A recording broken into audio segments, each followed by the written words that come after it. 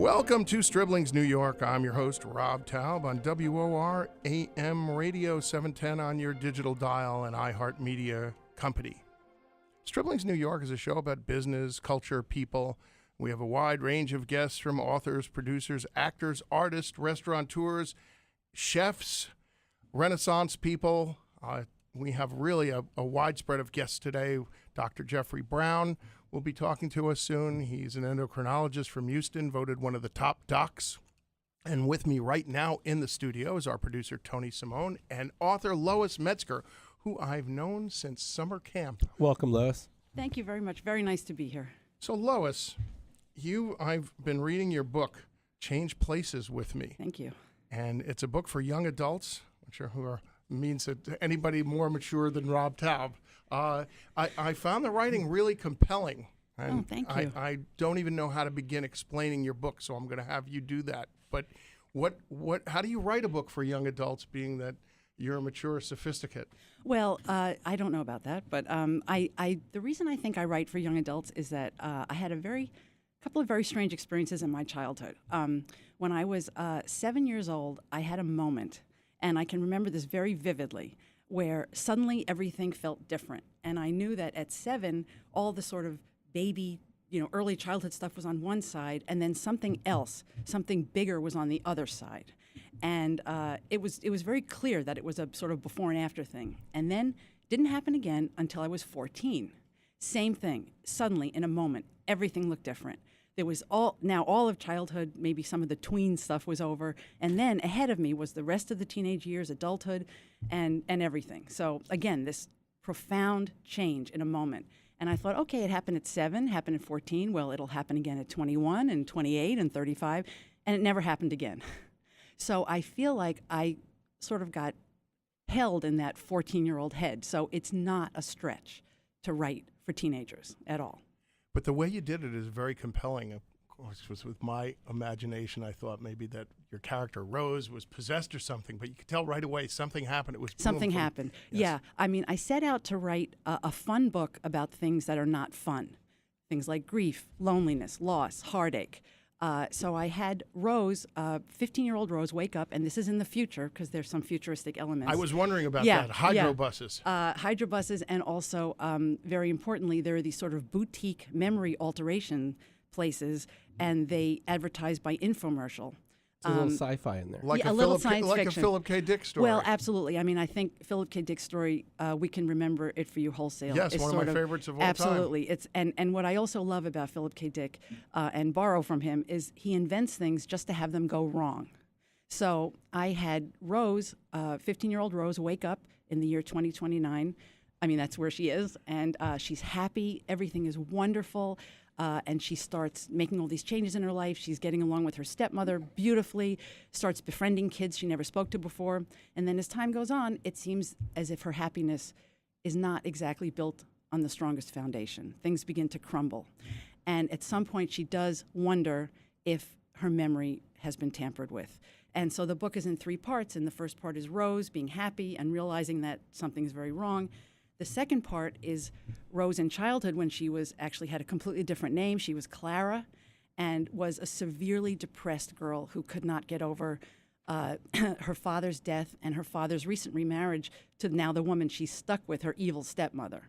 So then that's I knew Evelyn was evil. I knew it. Yes. All things teenagers go. I mean, I Yes, think everybody's yes. evil, but Yeah. Mother Teresa was evil, and I'm paranoid about everything. Yeah, we won't go there. I want to backtrack a yeah. little bit because I wanted to just say I think it's really admirable that you not just write books, but you write them for young people because I'm going to have later one of our guests is Nancy Matsumoto, who is a writer with me on People magazine, where I used to review books. And I love reading books.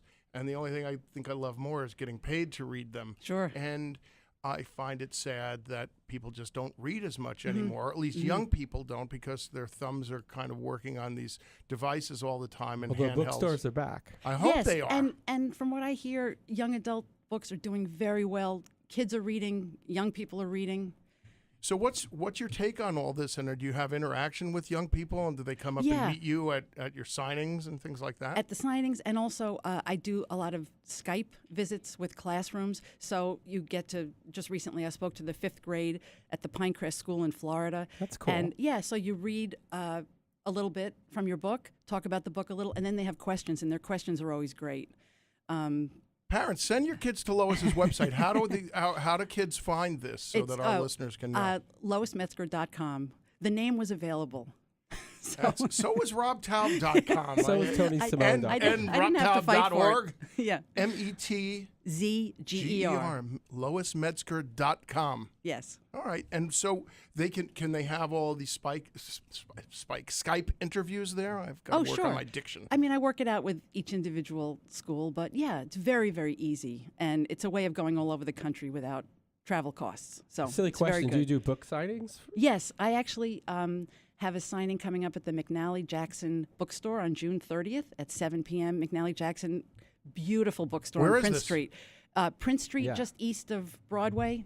Yes, it's a great bookstore. It's a great bookstore. I normally only go below 14th Street for the reading of a will, but I'm going to be there on Prince Street. This is worth it. It's a fantastic bookstore to know about, too. How did you decide? I know you had a background. You worked at the New Yorker many years ago. Yeah. When I first ran into you after we left camp and got out of college and bumped into you one and well, I was going to stay in camp forever. I but would they have stayed there as well. Sent me home. Yeah.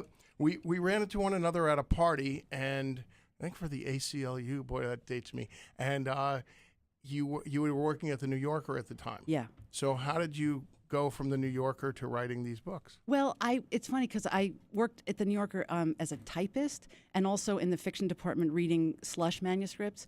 And of course, everyone there, when they're working there, is always submitting stories. And I was always submitting stories about 14-year-olds. And they said to me, you've got to write about, if you want to write about 14-year-olds, you should write about them from the point of view of being an adult and looking back, sort of this nostalgia thing. Well, that really makes sense. But I realized that isn't what I wanted to do. No. So when someone actually introduced me to young adult literature, which I hadn't known, I didn't grow up with young adult literature. I didn't grow up with Judy Blume and Norma Mazur and Robert Cormier and all these people.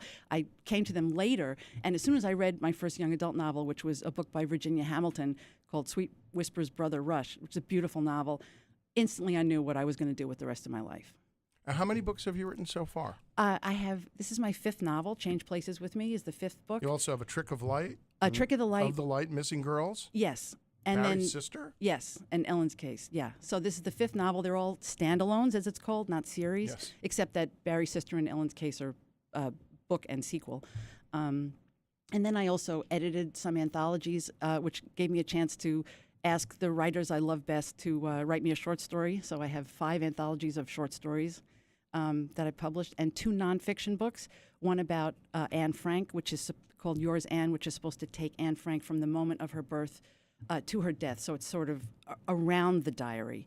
And then also a book called The Hidden Girl about Lola Rhine, who was a hidden girl in Poland during World War II. She actually had to hide in a hole under a barn in the Ukraine for 9 months. So she was kind of buried alive for 9 months. Oh, so, well, I must say you have a really compelling style that just grabbed me, and I'm pretty particular about what I read. I won't even use like books like The Art of the Deal for my clay pigeons when I'm skeet shooting. So I'm very careful about what I read or what books I touch. And this one is I keep always using my Ronald Reagan line about Tom Clancy, unputdownable. I like that one Reaganism. So well, that's something I learned at the New Yorker. They always said you should write. It doesn't matter how hard it is. It should always read easily and grab you in, so you don't see all the effort going into it. It should just read as if you dashed it off on a summer afternoon. Well, it was just a very nice, breezy style that grabbed me right away and made me wonder. I knew something's going on with Rose, but I don't know what, and we'll all find out soon enough. Oh, great. So I hope that everybody reads Change Places with me, and go to Lois Metzger, LoisMetzger.com. Thanks so much for joining us. Thank you so much. Thank you, Lois. Bye.